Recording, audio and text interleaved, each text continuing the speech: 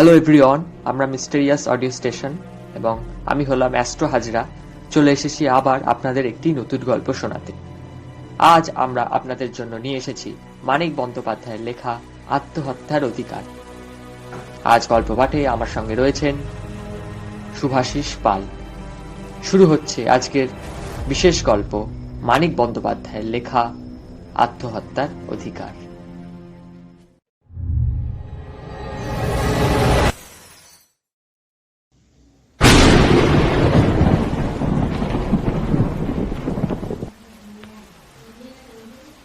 বর্ষাকালেই ভয়ানক কষ্ট হয়। ঘরের চালটা একেবারে ঝাঁঝরা হয়ে গিয়েছে। কিছু নারিকেল আর তালপাতা মানসম্ভব বজায় রাখিয়াই কুড়াইয়া সংগ্রহ করা হয়েছিল। চালের ওপর সেগুলি বিছাইয়া দিয়া কোনো লাভ হয় নাই।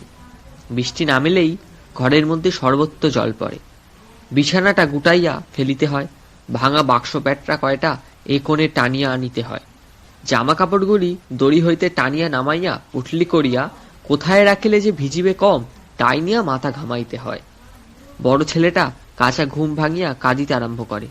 আদর করিয়া তাহার কান্না থামানো যায় না। ধমক দিলে কান্না বাড়ে। মেয়েটা বড় হইয়াছে, কাঁদে না, কিন্তু ওদিকের দেয়ালে ঠেস দিয়া বসাইয়া এমন করিয়াই চাহিয়া থাকে যে নীলমণির ইচ্ছে হয় চড় মারিয়া ওকেও সে কাঁদাইয়া দেয়। এতক্ষণ ঘুমাইবার পর 1 ঘণ্টা জাগিয়া বসিয়া থাকিতে হইল বলিয়া ও কি চায়নি? আকাশ ভাঙিয়া বৃষ্টি নামিয়াছে। ঘরের চাল 7 বছর মেরামত হয় নাই। ঘরের মধ্যে জল পড়াটা নীলমণির এমন কি অপরাধ যে মেয়েটা তাকে ওরকম ভাবে নিঃশব্দে গঞ্জনা দিবে? ছোট ছেলেটাকে বুকের মধ্যে লুকাইয়া নিভা একবার এবার উদ্ধার করিয়া বেড়াইতেছিল। হঠাৎ বলল, ওগো, ছাতিটা একবার ধরো, একেবারে ভিজে গেল যে। লক্ষ্মী, ধরো একবার ছাতিটা, ওরও কি শেষে নিমোনিয়া হবে? হয়তো হবে, বাঁচবে।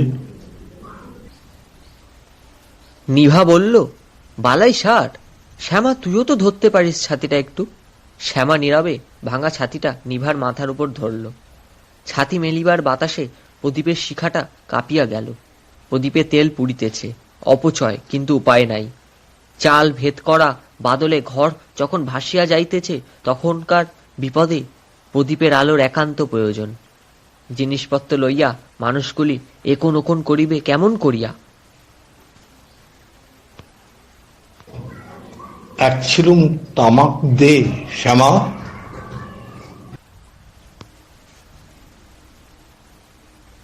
শ্যামা বলল, ছাতিটা ধরো তবে। নীলমণি আকাশের বর্জ্যের মতো ধমকিয়া উঠিল। ফেলে দে ছাতি, চুলোই গুঁজে দে। আমি ছাতি ধরব, তবে উনি তামাক সাজবেন। হারামজাদে। তামাক অবিলম্বেই হাতের কাছে আগাইয়া আসিল। ঘরের পশ্চিম কোণ দিয়া কলের মতো মোটা ধারায় জল পড়িয়া ইতিমধ্যেই একটা বালতি ভরিয়া গিয়াছে। সেই জলে হাত ধুইয়া শ্যামা বলিল, তামাক আর একটুখানি আছে বাবা। এত বড় দুঃসংবাদ প্রদানকারীকে একটা গাল দিবার ইচ্ছা নীলমণিকে অতি কষ্টে চাপিয়া যাইতে হইল। নীলমণি ভাবিল, বিনা তামাকে এই গভীর রাত্রির লড়াই জিতিব কেমন করিয়া? ছেলের কান্না 2 কানে তীরের ফলার মতো বিধিয়া চলিবে। মেয়েটার মুখের চাহুনি লঙ্কা বাটার মতো সারাক্ষণ মুখে লাগিয়া থাকিবে। নিমোনিয়ার সঙ্গে নিভার ব্যাকুল কলহ চাহিয়া দেখিতে দেখিতে শিহরিয়া শিহরিয়া মনে হইবে বাঁচিয়া থাকাটা শুধু আজ এবং কাল নয়, মুহূর্তে মুহূর্তে নিষ্প্রয়োজন। আর ঘরে এখন তামাক আছে একটুখানি। তামাক জানানো হয় নাই কেন জিজ্ঞাসা করিতে গিয়া নীলমণি চুপ করিয়া রহিল। প্রশ্ন করা অনর্থক, জবাব সে পশু হইতে নিজেই সৃষ্টি করিয়া রাখিয়াছে। পয়সা নাই, ছেলেটা বিকালে 1 পয়সার মুড়ি খাইতে পাই নাই। তামাকের পয়সা কোথা হইতে আসিবে? নিজে গেলে হয়তো দোকান হইতে ধার আনিতে পারত, কিন্তু নীলমণি খুশি হয়, এতক্ষণে ছুতা পাওয়া গিয়াছে।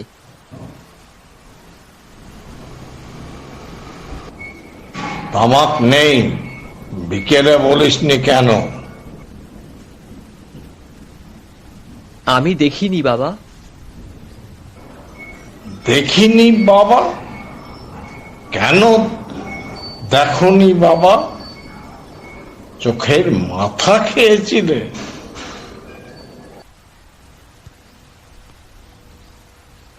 তুমি নিজে সেজেছিলে যে।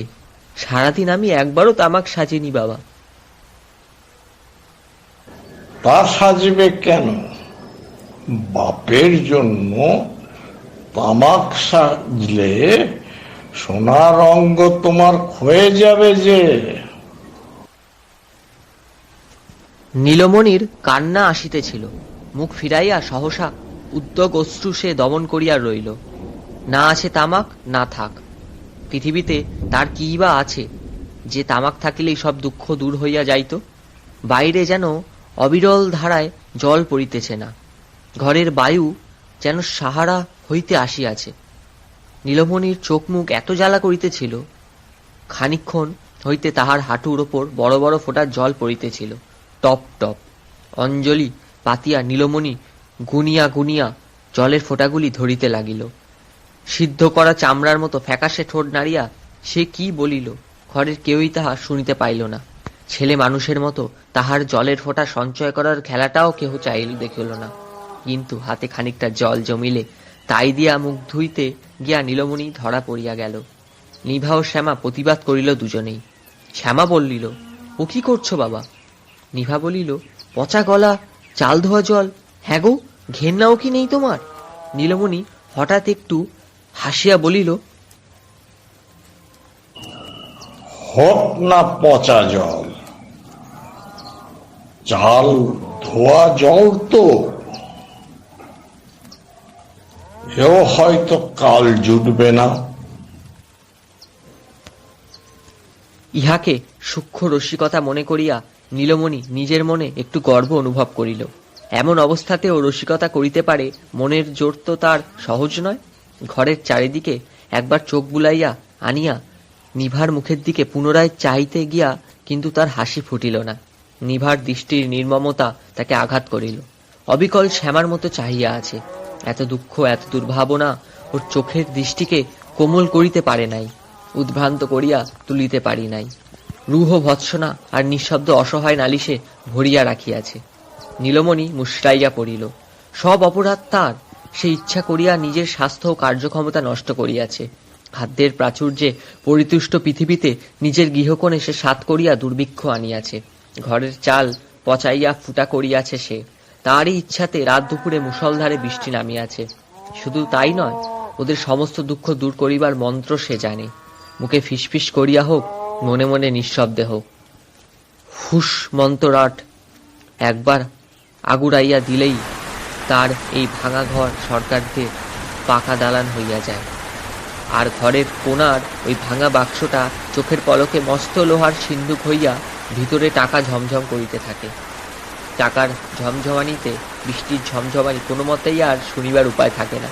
কিন্তু মন্ত্রটা সে ইচ্ছা করিয়া বলিতেছে না। ঘণ্টাখানে এমনিভাবে কাটিয়া গেল। নিভা একসময় জিজ্ঞাসা করিল, হ্যাঁ গো, রাত কত? তা হবে 2-3। একটু কিছু ব্যবস্থা করো। সারা রাত জল না ধরলে এমনি বসে বসে ভিজব? বসে ভিজতে কষ্ট হয়, দাঁড়িয়ে দাঁড়িয়ে ভেজো। নিভা আর কিছু বলিল না। ছেঁড়া আলোয়ানটি দিয়া কোলের শিশুকে আরো ভালো করিয়া ঢাকিয়া রুক্ষ চুলের উপর খসিয়া পড়া ঘুমটাটি তুলিয়া দিল। স্বামীর কাছে মাথায় কাপড় দেওয়ার অভ্যাস সে এখনো কাটাইয়া উঠিতে পারে নাই। ছাতি ধরিয়া আর দাঁড়াইয়া থাকিতে না পারিয়া শ্যামা তার গা ঘেঁষিয়া বসিয়া পড়িয়াছিল। মধ্যে মধ্যে তার শিহরণটা নিভা টের পাইতে লাগিল। কাঁদছিস কেন শ্যামা? শীত করছে? শ্যামা কথা বলিল না, একটু মাথা নাড়িল মাত্র। নিভা বলিল, তবে ভালোই করেছি, ছাতিটা ধরো বাবু, খোকার পায়ে ছিটে লাগছে। আঁচল দিয়া সে খোকার মুখ মুছাইয়া লইল। ফিসফিস করিয়া আপন মনে বলিল, কত জন্ম পাপ করেছিলাম, এই তার শাস্তি? নীলমণি শুনিতে পাইল, কিন্তু কিছু বলিল না। মন তার সজাগ, নির্মমভাবে সজাগ, কিন্তু চোখের পাতা দিয়া 2 চোখকে সে অর্ধেক আবৃত করিয়া রাখিয়াছে। দেখিলে মনে হয় একান্ত নির্বিকা চিত্তেই সে ঝিমাইয়াতেছে। কিন্তু নীলমণি সবই দেখতে পায়। তার স্তিমিত দৃষ্টিতে নিভার মুখ তেরচা হইয়া বাকিয়া যায়। প্রদীপের শিখাটা ফুলিয়া ফাঁপিয়া ওঠে। দেয়ালের গায়ে ছায়াগুলি সহসা জীবন পাইয়া দুলিয়া উঠিতে শুরু করে। মুখ না ফিরাইয়াই নীলমণি দেখিতে পায় ঘরেরও কোণে গুটাইয়া রাখা বিছানার ওপর উপর হইয়া নিমু ঘুমাইয়া পড়িয়াছে। বিরক্তির তার সীমা থাকে না। তার মনে হয় ছেলেটা তাকে ব্যঙ্গ করিতেছে। দুই পা মেঝের জলস্রোতে প্রসারিত করিয়া দিয়া আকাশের গলিত মেঘে অর্ধেকটা শরীর ভিজাইতে ভিজাইতে ওইটুকু ছেলের অমন করিয়া ঘুমাইয়া পড়ার আর কি মানে হয়? এর চেয়েও যদি নাকি সুরে টানিয়া টানিয়া শেষ পর্যন্ত কাঁদিতে থাকিত, তাও নীলমণির ভালো ছিল। এ সহ্য হয় না। সন্ধ্যায় ও পেট ভরিয়া খাইতে পায় নাই। ক্ষুধার জ্বালায় মাকে বিরক্ত করিয়া পেটের জ্বালায় চোখের জল ফেলিতে ফেলিতে ঘুমিয়াছিল। হয়তো ওর রূপকথার পোষা বিড়ালটি এই বাদলে রাজবাড়ির ভালো ভালো খাবার ওকে চুরি করিয়া আনিয়া দিতে পারে নাই। হয়তো ঘুমের মধ্যেই ওর গালে চোখের জলের শুকনো দাগ আবার চোখের জলে ভিজিয়া গিয়েছিল। এত রাত্রে দুঃখের এই প্রকৃত বন্যায় ভাসিতে ভাসিতে ও তবে ঘুমায় কোন হিসাবে?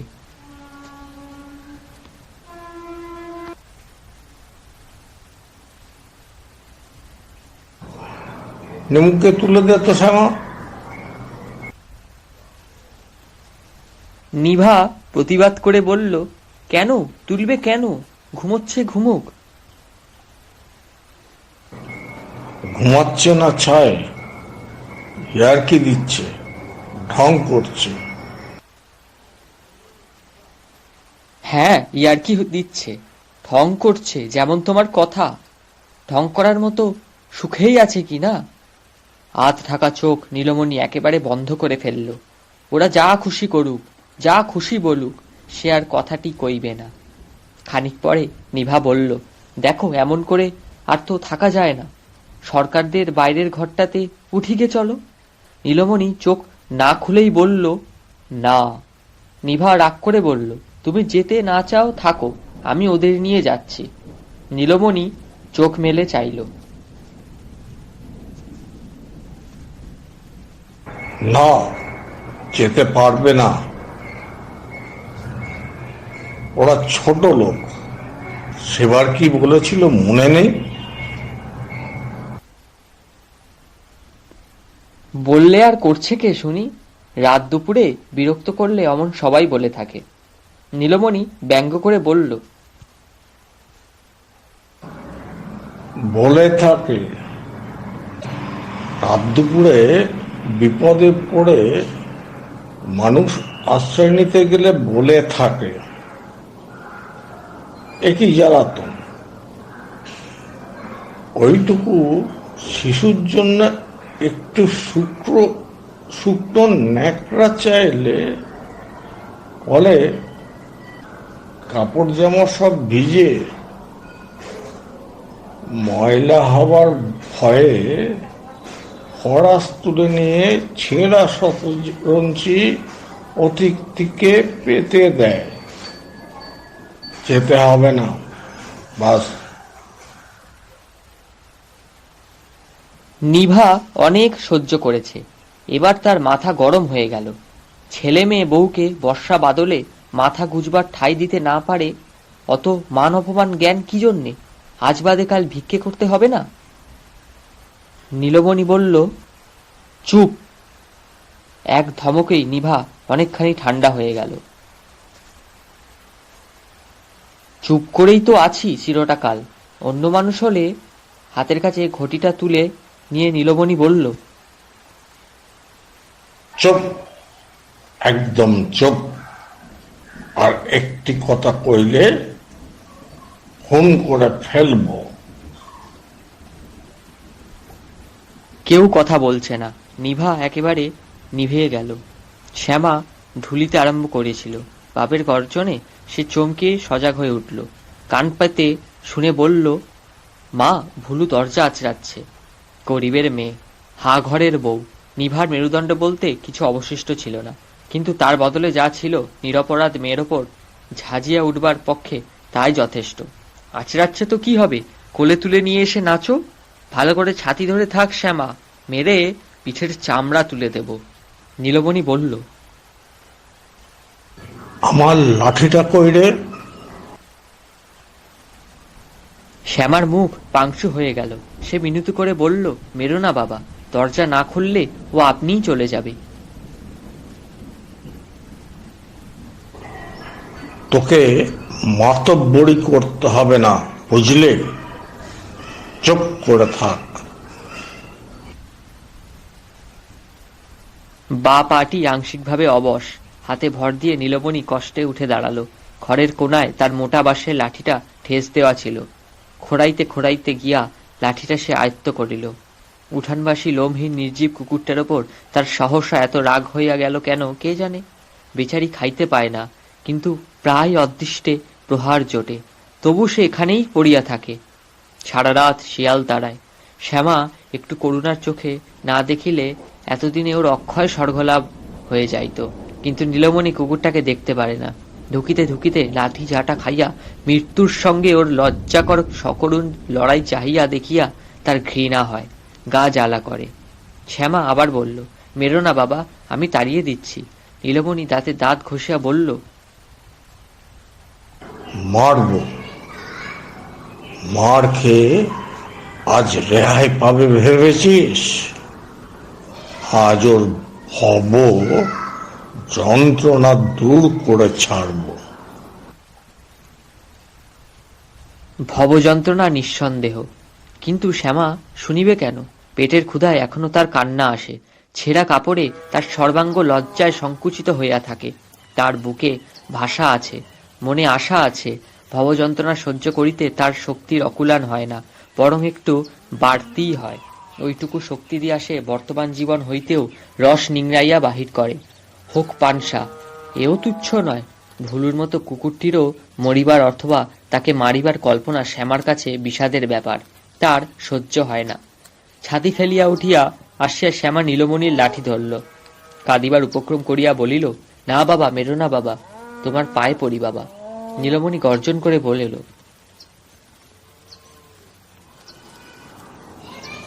লাঠি ছাড় শ্যামা, ছেড়ে দে বলছি, তোকেই খুন করে ফেলবো আজ। শ্যামা লাঠি ছাড়ল না। তারও কি মাথা ঠিক আছে? লাঠি ধরিয়া রাখিয়াই সে বারবার নীলমণির পায়ে পড়িতে লাগল। নিভা বলল, কি জিদ মেয়ের, ছেড়েই দে না বাবু লাঠিটা। রাগে কাঁপতে কাঁপতে নীলমণি বলল, জিদ বার করছি। লাঠিটা নীলমণিকে মেয়ের হাতে ছাড়িয়া দিতে হইল, কিন্তু বেড়ার ঘরের বেড়ার অনেকগুলি বাতাই আলগা ছিল। মেয়েকে মারিয়া নীলমণির মন এমন খারাপ হইয়া গেল তা বলিবার নয়। না মারিয়া অবশ্য উপায় ছিল না। ওরকম রাগ হইলে সে কখনো সামলাইতে পারে নাই, কখনো পারিবেও না। মন খারাপ হওয়ার কারণও হয়তো ভিন্ন, কে বলতে পারে। মেয়েকে না মারিয়াও তো মাঝে মাঝে তার মরিতে ইচ্ছা করে। জীবনে লজ্জা, দুঃখ, রোগ, মৃত্যু, শোকের তো অভাব নাই। মন খারাপ হইবার 10 বছর জ্বর ভোগ করিয়া যেমন হয়, তেমনি মন খারাপ হইবার কারণ জাগিয়া থাকার প্রত্যেকটি মুহূর্তে এবং ঘুমানোর সময় দুঃস্বপ্নে। কয়েক মিনিট আগে বৃষ্টি একটু ধরিয়া আসিয়াছিল, হঠাৎ আবার আগের চেয়েও জোরে আরম্ভ হয়ে গেল। নীলমণির মান অপমান জ্ঞানটা এবার আর টিকল না।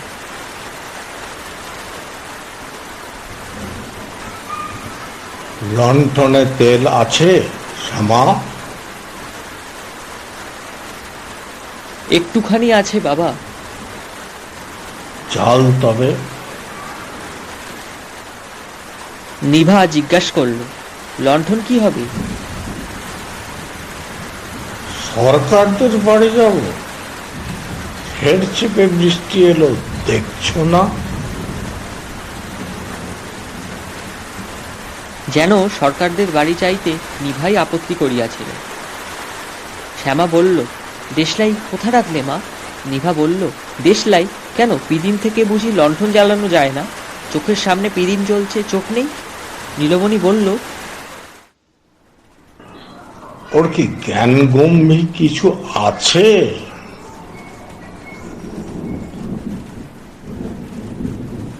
নিজের মুখের কথাগুলি খচখচ করিয়া মনের মধ্যে বেঁধে, এ যেন তোতা পাখির মতো অভাবগ্রস্তের মানানসই মুখস্থ বলিয়া ওড়ানো। বলিতে হয় তাই বলা, না বলিলে চলে না সত্য। কিন্তু আসলে বলিয়া কোনো লাভ নাই। 7 বছরের পুরনো লণ্ঠন জ্বালানো হইল। নিভা মাথা নাড়িয়া বলিল, না বাবু, ছাতিতে আটকাবে না, আর একখানা কাপড় জড়িয়ে নি। দে তো শ্যামা, শুকনো কিছু দে তো। আর এক কাজ কর, 2-3টে কাপড় পুটলি করে নে, ওখানে গিয়ে সব্বাইকে কাপড় ছাড়তে হবে। আমার দোক্তার কৌটো নিস। নীলমণি একটু মিষ্টি করেই বলল, হুকোটা দিতে পারবি শ্যামা? লক্ষ্মী মা আমার, পারবি? জল ফেলেই দে না, ওখানে গিয়ে ভরে নিলেই হবে। জলের কি অভাব? তামাকটুকু ফেলে যাস নে ভুলে। সব ব্যবস্থাই হইল। নিমুর কান্নায় কর্ণপাত না করিয়া তাকে টানিয়া হেঁচড়াইয়া দাঁড় করাইয়া দিয়া পিঠে একটা ছেঁড়া চটের বস্তা চাপাইয়া দেওয়া হইল। দরজা খুলিয়া তারা উঠানে নামিয়া গেল। উত্তরের ভিটার ঘরখানা গত বৎসরও খাড়া ছিল, এবারকার চতুর্থ বৈশাখী ঝড়ে পড়িয়া গিয়াছে। সময়মতো অন্তত 2টি খুঁটি বদলাইতে পারিলেও এটা ঘটত না। ভুলু বোধ হয় ওই ভগ্ন স্তূপটির মাঝেই কোথাও মাথা গুজিয়াছিল। মানুষের সাড়া পাইয়া বাহির হইয়া আসিল। তখন ঘরের দরজায় তালা লাগানো হইয়া গিয়াছে। দরজা আছড়াইয়া ভুলু সকরুণ কান্নার সঙ্গে কুকুরের ভাষায় বলিতে লাগিল, দরজা খোলো, দরজা খোলো। বাড়ির সামনে একটু বাড়ির সামনে 1 হাঁটু কাদা, তারপরেই পিছল এঁটেল মাটি। ছেলে লইয়া আছাড় খাইতে খাইতে বাঁচিয়া গিয়া নিভা দেবতাকেই গাল দিতে আরম্ভ করিয়া দিল। কষ্ট নীলমণিরই বেশি।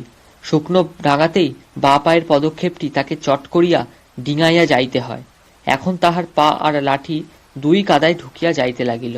লাঠি টানিয়া তুলিলে পা আটকাইয়া থাকে, পা তুলিলে লাঠি পোতা হইয়া যায়। নিভার তাকাইবার অবসর নাই। শ্যামার ঘাড়ে কাপড়ের পুটুলি, হুকা কলকি, লণ্ঠন আর নিমুর ভার। তবু শ্যামাই নীলমণির বিপদ উদ্ধার করিয়া নিতে লাগিল। খোসেদের পুকুরটা পাক দিলে সরকারদের বাড়ি। পুকুরটা ভরিয়া গিয়া পাড় ছাপাইয়া উঠিয়াছে। পশ্চিম কোণার প্রকাণ্ড তেঁতুল গাছটার তলা দিয়া 3-4 হাত চওড়া এক সংক্ষিপ্ত স্রোতস্বিনীর সৃষ্টি হইয়াছে। তেঁতুল গাছটার জমকালো আবছা চেহারা দেখিলে গা ছমছম করে। ভরপুর পুকুরের বুকে শ্যামার হাতের আলো যে লম্বা সোনালি পাত ফেলিয়াছে, প্রত্যেক মুহূর্তে হাজার সৃষ্টির ফোঁটায় তাহা অজস্র টুকরায় ভাঙিয়া যাইতাছে। নীলমণি থমকাইয়া দাঁড়াইল, কাতস্বরে বলিল, ও শ্যামা, পার হব কি করে? শ্যামা বলিল, জল বেশি নয় বাবা, নিমুর হাঁটু পর্যন্ত ওঠেনি, চলে এসো।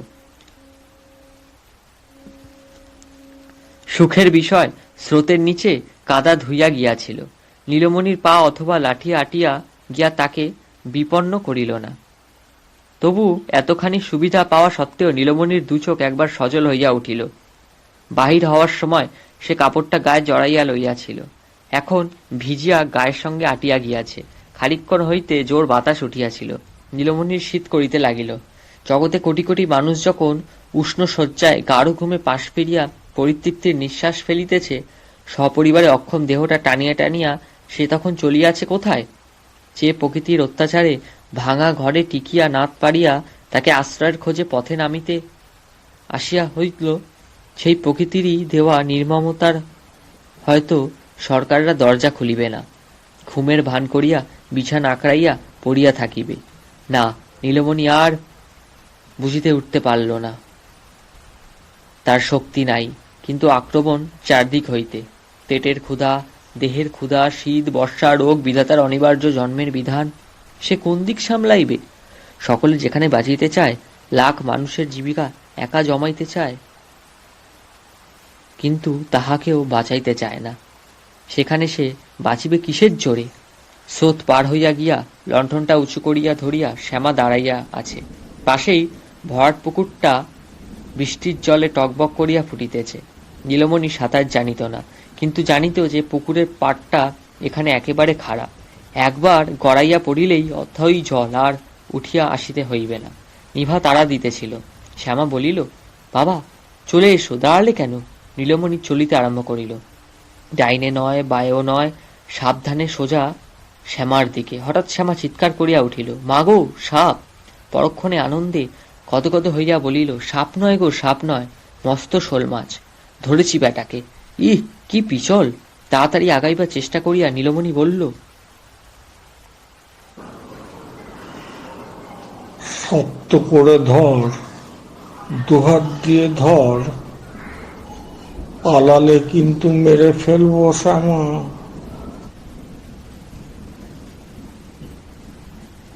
সরকাররা বছর তিনেক দালান তুলিয়াছে, এখনো বাড়ি শুদ্ধ সকলে বাড়ি বাড়ি করিয়া পাগল বলে বেশ হয়েছে না? দোতলায় দুখানা ঘর তুললে ব্যাস, আর দেখতে হবে না। অনেকক্ষণ ডাকাডাকির পর সরকারদের বড় ছেলে বাইরের ঘরের দরজা খুলিল, বলল, ব্যাপার কি, ডাকাত নাকি? নীলমণি বলল, না ভাই, আমরা ঘরে তো টিকতে পারলাম না ভাইয়া, সব ভেসে গেছে।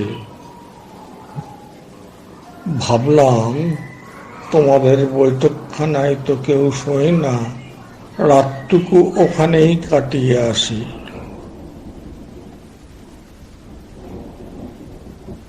বড় ছেলে বলল, সন্ধেবেলা এলেই তো হতো। নীলমণি কষ্টে একটু হাসিল। সন্ধ্যায় কি বৃষ্টি ছিল ভাই! দিব্যি ফুটফুটে আকাশ, মেঘের চিহ্ন নেই। রাত দুপুরে হঠাৎ জল আসবে কে জানতো। নিভা ছাতি বন্ধ করিয়া ঘোমটা দিয়া দাঁড়াইছিল। মাসিকের ছবির সদ্য স্নাতার অবস্থায় পড়িয়া শ্যামা লজ্জায় মার সঙ্গে মিশিয়া গিয়াছে। নিভার এটা ভালো লাগিতেছিল না, কিন্তু বড় ছেলের সামনে কিছু বলিবার উপায় নাই। বড় ছেলে বলল, বেশ থাকুন, কিন্তু চৌকি পাবেন না।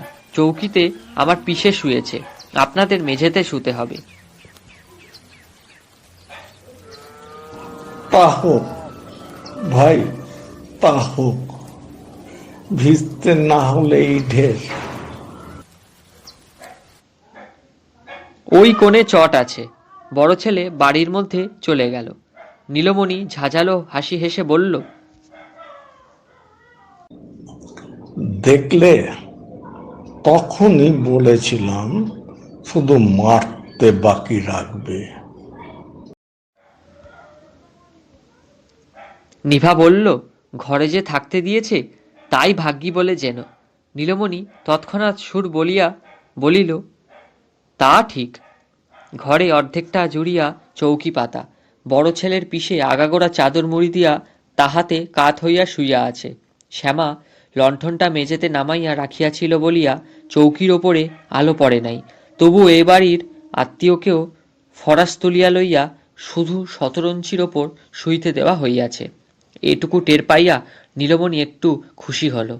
বড় ছেলের পিসে আপনার লোক, সে যদি ওরকম ব্যবহার পাইয়া থাকে, তবে তারা যে লাঠিঝাঁটা পায় নাই, ইহাই আশ্চর্য।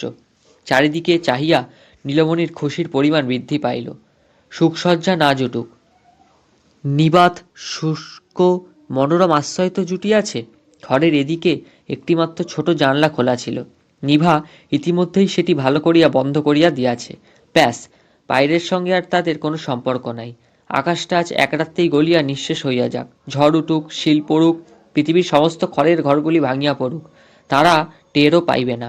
নীলমণির মেজাজ যেন ম্যাজিকে ঠান্ডা হইয়া গিয়াছে। তার কণ্ঠস্বর পর্যন্ত মোলায়েম শোনাইল, ও শ্যামা!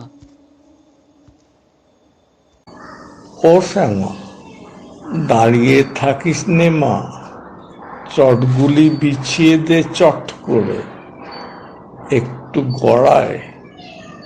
আহা, ভিজে কাপড়টা ছেড়েই নে আগে, মারামারির কি আছে, এতক্ষুনি গেল না হয় আরো খানিকক্ষণ যাবে। ওগো, শুনছ?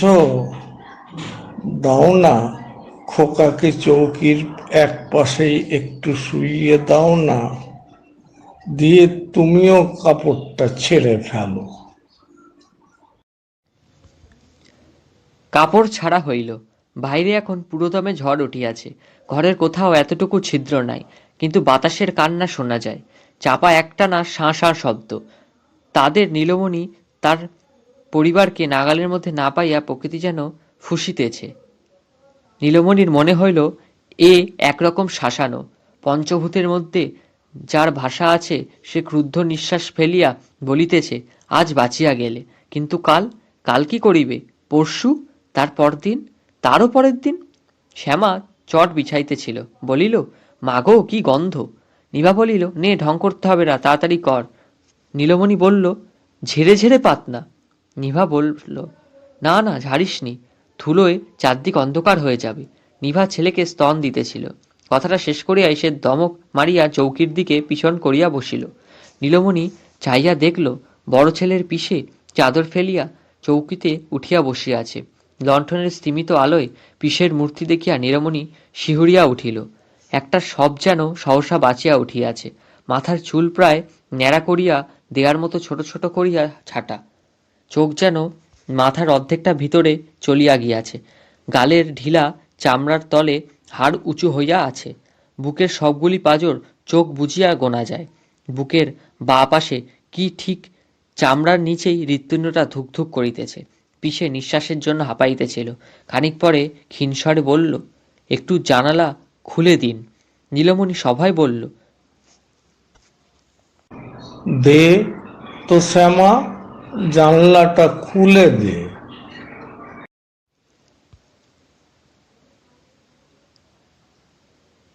শ্যামা আরো বেশি ভয় ভয় বলল, ঝড় হচ্ছে যে বাবা। হোক, খুলে দে। শ্যামা পশ্চিমের ছোট জানলাটা খুলে দিল। ঝড় পূব দিক হইতে বাহিতেছিল।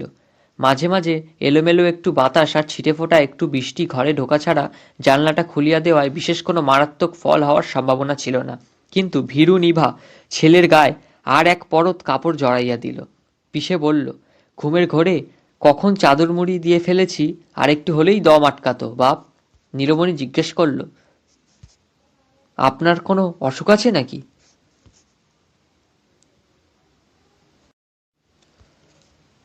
পিসে ভৎসনার চোখে চাইয়া বলল, খুব মোটাসোটা দেখছেন বুঝি? অসুখ না থাকলে মানুষের এমন চেহারা হয়? 4 বৎসর ভুগছি মশায়, মরে আছি একেবারে। জম বেটাও কানা, এত লোককে নিচ্ছে, আমায় চোখে দেখতে পায় না। যে কতটা কষ্ট পাচ্ছি মশায় সত্যিও যেন। ব্যারামটা কি? পিসে রাগিয়া বলল, টের পান না? এমন করে শ্বাস টানছি, দেখতে পান না? পাবেন কেন? আপনার কি? যার হয় সে বোঝে। বোঝা গেল পিসের মেজাজটা খিটখিটে। নীলমণি নম্রভাবে সান্ত্বনা দিয়া বলল, আহা, সেরে যাবে, ভালো মতো চিকিৎসে হলেই সেরে যাবে। পিসে বলল, সারবে, আম কাঠের তলে গেলে সারবে। চিকিৎসের কি আর কিছু বাকি আছে মশায়? ডাক্তার কোবড়ে জল পড়া কিচ্ছুটি বাদ যায়নি। আজ 4 বছর ডাঙায় তোলা মাছের মতো খাবি খাচ্ছি, কোনো ব্যাটা সারাতে পারল? কথার মাঝে মাঝে পিসে হাঁপড়ের মতো শ্বাস টানে। একবার থেমে গিয়ে ডাঙায় তোলা মাছের মতোই চোখ কপালে তুলিয়া খাবি খায়। নীলমণির গায়ে কাঁটা দিতে লাগলো। বাতাস, পৃথিবীতে কত বাতাস, তবুও ফুসফুস ভরাইতে পারে না। অন্নপূর্ণার ভাণ্ডারে সে উপবাসী। 50 মাইল গভীর বায়ুস্তরে ডুবিয়া থাকিয়া ওর দম আটকাইল। বিষে বলল, কি বলে জানেন? বলে ভয় কি সেরে যাবে। বলে সবাই টাকা নেয়, চিকিৎসে করে। সেরে বলে, না বাপু, তোমার সারবে না, এসব ব্যারাম সারে না। আমি বলি, ওরে চোর ডাকাত ছুচোর দল, সারাতে পারবি না তো মেরে ফেল, দে মরবার ওষুধ দে। উত্তেজনায় পিষে জোরে জোরে হাঁপাইতে লাগিল। নীলমণি কথা বলল না। তার বিনিদ্য আরক্ত চোখ দুটো কেবলই মিটমিট করে চলল। তেল কমে আসায় আলোটা দপদপ করিতেছে, এখনই নিভিয়া যাইবে। ছেলেকে বুকে জড়াইয়া হাতকে বালিশ করিয়া নিভা দুর্গন্ধ ছেঁড়া চটে কাত হইয়া শুইয়া পড়িয়াছে। শ্যামা বসিয়া বসিয়া ঝিমাইতেছে। নীলমণির হুকা কলকি শ্যামা জানালায় নামাইয়া রাখিয়াছিল। আলোটা নিভিয়া যাইয়ার আগে নীলমণি বাকি তামাকটুকু সাজিয়া লইল। তারপর ঠেস দিয়া আরাম করিয়া পিসের শ্বাস টানার মতো শা শা শব্দ করিয়া জলহীন হুকোয় তামাক টানতে লাগলো। শেষ হলো আজকের বিশেষ গল্প, মানিক বন্দ্যোপাধ্যায়ের লেখা আত্মহত্যার অধিকার। আজকের গল্পটি কেমন লাগলো তা অবশ্যই জানান আমাদের ভিডিওর কমেন্ট বক্সে, এবং গল্পটি ভালো লাগলে অবশ্যই আমাদের চ্যানেলটিকে সাবস্ক্রাইব করে আমাদের পাশে থাকবেন। ধন্যবাদ।